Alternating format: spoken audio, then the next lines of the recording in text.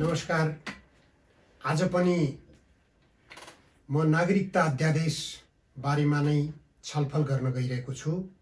अहिले नागरिकता अध्यादेश देशव्यापी रूपमा बहसको विषय बनेको छ। नेपालका केही विद्वान मित्रहरू जो बुद्धिजीवीको आवरणमा हुनुहुन्छ, उहाँहरूले समेत नागरिकता विधेयक अथवा नागरिकता अध्यादेश संविधान सम्मत जारी भएको छ भनेर यसको पक्षमा वकालत गरिरहनु भएको छ। मलाई के लाग्दछ भने यो संविधानमा नागरिकता सम्बन्धी भएको प्रावधान नै त्रुटिपूर्ण छ। यो राष्ट्रघाती छ। राष्ट्रघाती सोचबाट ल्याइएको नागरिकता सम्बन्धी प्रावधान हो। त्यसकारण नागरिकता अध्यादेशको विरोध मात्र होइन, नागरिकता सम्बन्धमा नेपालको संविधानमा व्यवस्था गरिएको विषयकै विरोध गरिनुपर्छ र नागरिकता सम्बन्धी प्रावधान संविधानमा संशोधन गरिनु अत्यावश्यक छ। म ध्यानाकर्षण गर्न चाहन्छु, यो गम्भीर विषय हो। यो गम्भीर विषयमा हामीले ध्यान दिएनौँ भने हामी भोलि पछुताउनु पर्नेछ। भोलि पछुताएर केही पनि हुनेवाला छैन।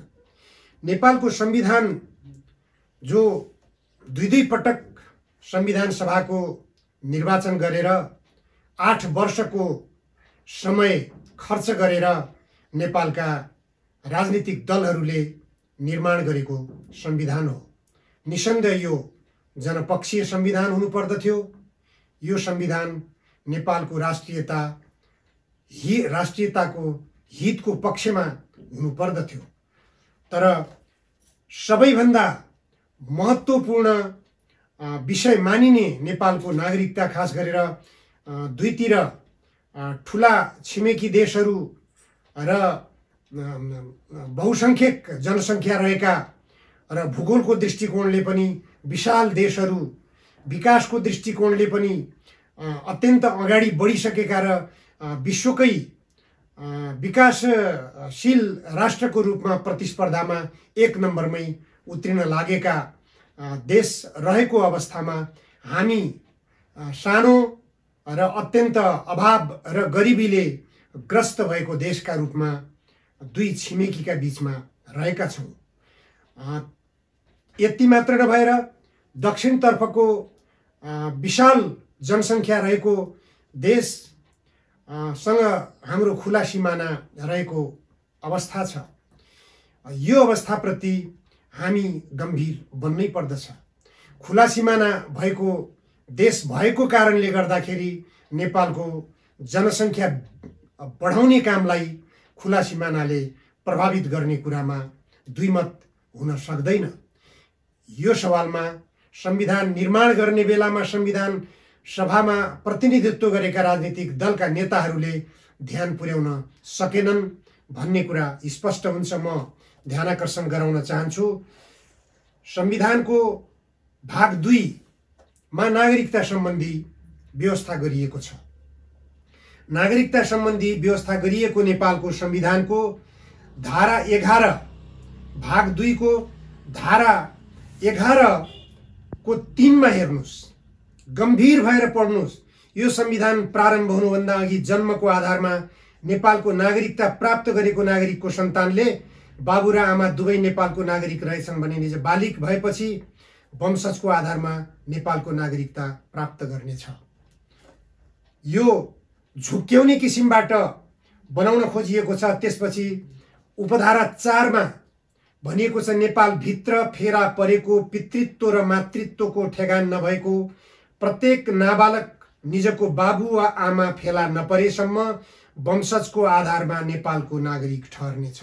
ल हेर्नुस्, यो धारा 11 को उपधारा 4 मा व्यवस्था गरिएको यो प्रावधान हो।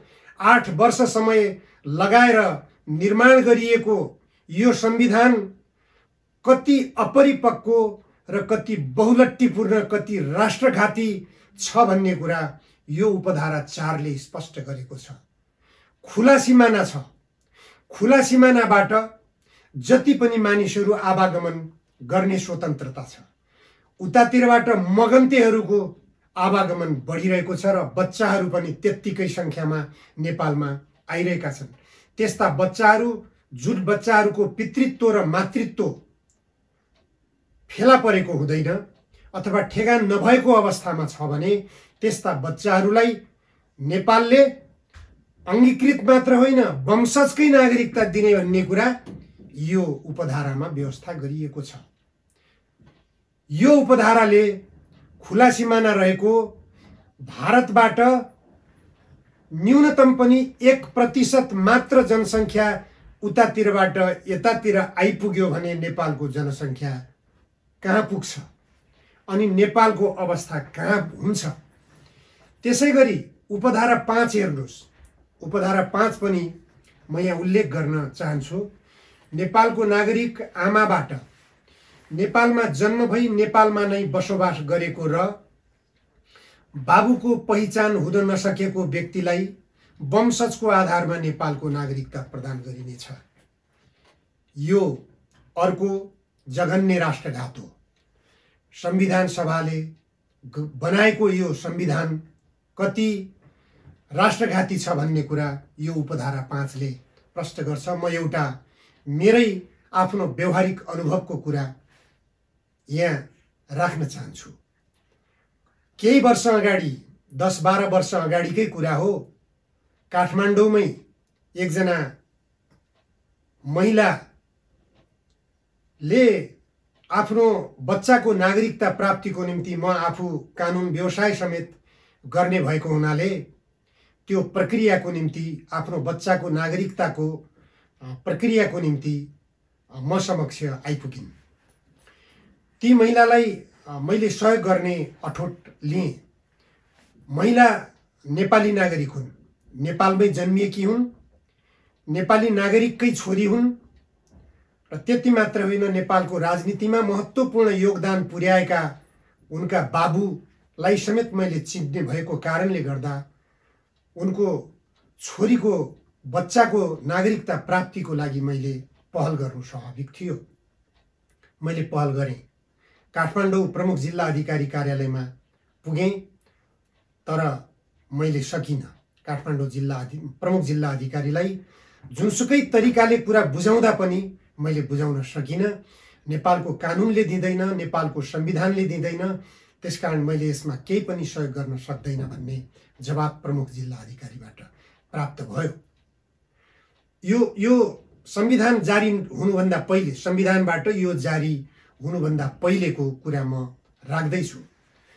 त्यसपछि ओडा कार्यालयबाट सरजमिन गराएर सिफारिस ल्याएको अवस्थामा मात्र नागरिकता उपलब्ध गराउन सकिने भन्ने कुरा आयो।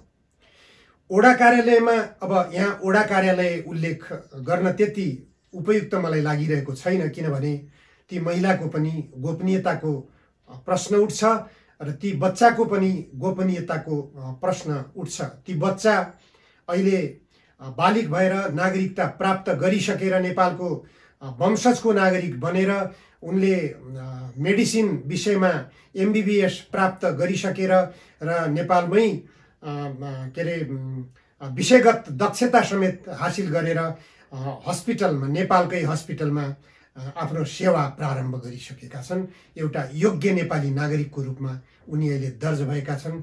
उनीप्रति हामीले शङ्का गर्नुपर्ने अवस्था छैन। उनी नेपाली नागरिक हुन्, यसमा कुनै शङ्का गरिरहनु पर्ने अवस्था छैन।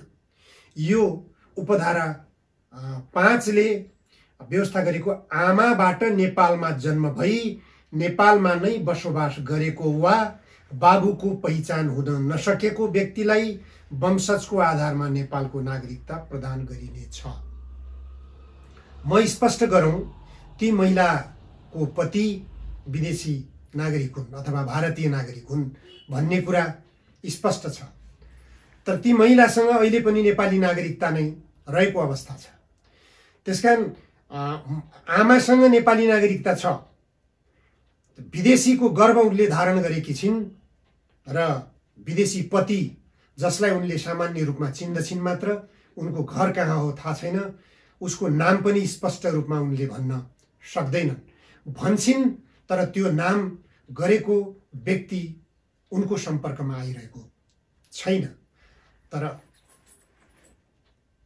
आमाको नामबाट उसले नागरिकता प्राप्त गर्यो, बच्चाले नागरिकता प्राप्त गर्यो।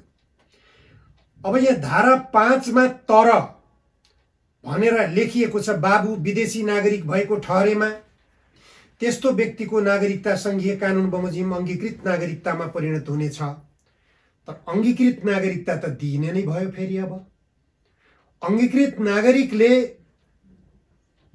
भोलि उसको सन्तानको लागि वंशजको नागरिकता प्राप्त गर्ने प्रावधान पनि नेपालको संविधानमा उल्लेख नै छ। अंगीकृत नागरिकता प्राप्त गरिसकेको व्यक्तिको सन्तानले वंशजको नागरिकता प्राप्त गर्नुपर्छ, गर्न पाउँछ भन्ने कुरामा कुनै विवाद हुन सक्दैन, यो स्वाभाविक पनि हो। तर महत्त्वपूर्ण कुरा के हो भनेपछि नेपाल विशाल देशसँग खुला सिमाना जोडिएको हाम्रो अत्यन्त भौगोलिक रूपमा संवेदनशील अवस्थामा रहेको देश हो। यो देशमा हामी नागरिकता सम्बन्धमा संवेदनशील बन्नै पर्छ, गम्भीर बन्नै पर्छ। देशको भौगोलिक अवस्थालाई ध्यान पुर्याउनै पर्छ। यहाँको एउटा अर्को पक्ष गम्भीर कुरा के देखिन्छ भने नेपाल खुला सिमानाको कारणले गर्दाखेरि भारतको व्यापारिक थलोको रूपमा पनि रहेको छ। यहाँ 85% भन्दा बढी भारतको व्यापार चलिरहेको छ। भारतकै उत्पादनमा आश्रित भइरहेका छौँ। हाम्रो देश धान चामल निर्यात गर्ने मुलुकको रूपमा थियो केही वर्ष पहिलेसम्म, तर अहिले हामी चामल आयात गर्ने अवस्थामा पुगिरहेका छौँ। त्यो भारतबाटै आयात गरिरहेका छौँ। हामी कृषि प्रधान देश भनेर भन्छौँ। कृषिको सबैभन्दा महत्त्वपूर्ण उत्पादन भनेको धान हो। धानबाट बन्ने चामल हामीले बाहिरबाट आयात गरिराख्छौँ भनेपछि हामी कृषि प्रधान मुलुक भनेर गर्व गरिरहनु पर्ने अवस्था छैन। त्यसकारण हामीले विदेशीहरूलाई नेपालको नागरिकता प्रदान गरिरहेका छौँ, विदेशीहरूलाई नेपालको नागरिक बनाइरहेका छौँ र नेपाली नागरिकहरूलाई रोजगारीको निम्ति विदेशतर्फ जान बाध्य गराइरहेका छौँ। त्यो वातावरण हामीले बनाइरहेका छौँ। नेपालमा उन्नत कृषिको विकास गर्ने हो भनेपछि नेपालमै श्रमिकहरू अथवा कृषि श्रमिकहरू, कृषि मजदुरहरू प्रशस्त पाउन सकिन्छ। कृषि मजदुरी गर्नकै निम्ति हामीले भारतबाट मजदुरहरू ल्याउनु पर्ने अवस्था अहिले सृजना भइरहेको छ। यो खास गरेर तराई क्षेत्रमा यो बाध्यात्मक अवस्था रहेको छ। तराई क्षेत्रबाट श्रमको निम्ति आउने भारतीय नागरिकहरूले नेपालमा बच्चा जन्माउँछन्। बच्चा जन्माएपछि उनीहरूको जन्मस्थल कहाँ हुने भयो? नेपालमै हुने भयो। जन्मको आधारमा हाम्रो देशको संविधानले नागरिकता प्रदान गरिरहेको छ। त्यसकारण हरेक कोणबाट विदेशी नागरिकहरूलाई नेपालको नागरिक बनाउने यो हाम्रो संविधानको प्रावधान छ। यो नागरिकता सम्बन्धमा संविधानमा रहेको व्यवस्थालाई हामीले खारेज गर्न सकेनौँ, यसलाई संशोधन गर्न सकेनौँ भने यहाँका बुद्धिजीवी भनाउँदा हाम्रा आवरणमा बसेका, बुद्धिजीवीको आवरणमा बसेका हाम्रा नेपाली विद्वानहरूले यही संविधानको आधारमा संविधान सम्मत अध्यादेश आएको छ। त्यसकारण यो अध्यादेश स्वाभाविक छ। यो अध्यादेश राष्ट्रपतिबाट जारी हुनु स्वाभाविक हो। यो आउनु पर्दथ्यो भनेर वकालत गरेर नेपाललाई भ्रमित गरिरहेका छन्। नेपाललाई एउटा गम्भीर रूपले दुर्घटनामा पुर्याउने, नेपाललाई भारतीयहरूकै जनसङ्ख्या बढी भएको एउटा मुलुकको रूपमा रूपान्तरित गर्ने र फिजीको जस्तो अवस्था सृजना गर्ने वातावरण विकास भइरहेको छ। यसको जमेर विरोध गर्नुपर्छ। यो संविधानको नागरिकता सम्बन्धी धारा खारेज गर्नुपर्छ। यही संविधानलाई अझ समाजवाद उन्मुख भनेर उल्लेख गरिएको छ। समाजवाद उन्मुख हुने हो कि भारतको उपनिवेश उन्मुख हुने हो? यो दुर्घटनातर्फ हामी गइरहेको छौँ। यो नागरिकता सम्बन्धी प्रावधानले हामीलाई समाजवादतर्फ होइन भारतको उपनिवेशतर्फ प्रष्ट रूपमा लैजान्छ। यसमा गम्भीर बनाऊ। आजलाई यति नै, धन्यवाद।